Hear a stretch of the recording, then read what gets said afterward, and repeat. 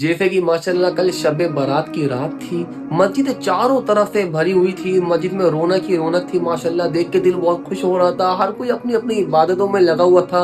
कोई नफिल नमाजें पढ़ रहा है, कोई कुरान पढ़ रहा है, कोई अल्लाह ताला का जिक्र कर रहा है, कोई अपने गुनाहों पर रो रहा है। और माशाल्लाह देख के दिल भी खुश हो रहा था, क्योंकि मेरे भाइयों इबादत से अल्लाह ताला राजी होता है। पर मेरे भाइयों एक बात जो मेरे दिल को बहुत चुभी, जिसको सोच के मुझे बहुत अफसोस हुआ कि जो कल रात की इबादत थी, ये तो नफली इबादत थी। अगर कोई नहीं भी करता तो उससे गुनाह नहीं मिलता।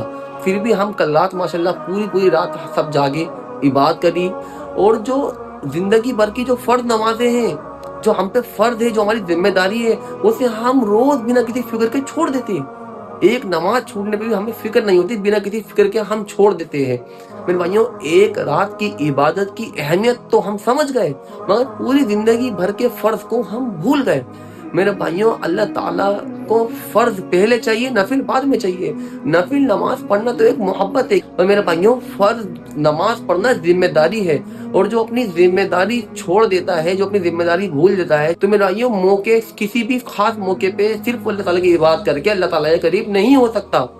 मेरे भाइयों ये बात याद रखने वाली है कि नफिल से पहले, नफिल से बढ़कर, कहीं बढ़कर फर्ज नमाजें जो हर एक दिन में हमारे पर 5 वक्त की नमाजें फर्ज है, फजर, जोहर, असर, मगरिब, इशा, जो हम बिना किसी उजर के छोटी छोटी बातों पे छोड़ देते हैं। क़यामत के दिन जो सबसे पहले सवाल होगा मेरे भाइयों, वो नमाज का होगा कि तुमने 5 वक्त की नमाज पाबंदी से पढ़ी या ना पढ़ी। अगर नमाज सही निकल गई तो सब सही निकल जाएगा, और नमाज खराब निकली तो सब खराब निकल जाएगा।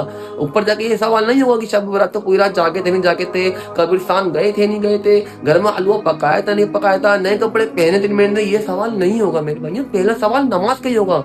तो जब पहला सवाल नमाज से हो, तो हम नमाज में क्यों कमी कर रहे हैं? हम क्यों नफिल चीजों को फर्ज से ज्यादा तरजीह दे रहे हैं? अब देख लो, अब मेरे भाइयों मस्जिद वीरान हो जाएगी, बस एक रात की इबादत हमें समझ में आ गई, पूरी जिंदगी भर के फर्ज हम भूल गए। अल्लाह ताला हम सबको 5 वक्त का नमाजी बना दे और हमें अपने नेक बंदों में शुमार करे। अस्सलाम वालेकुम व रहमतुल्लाहि व बरकातहू।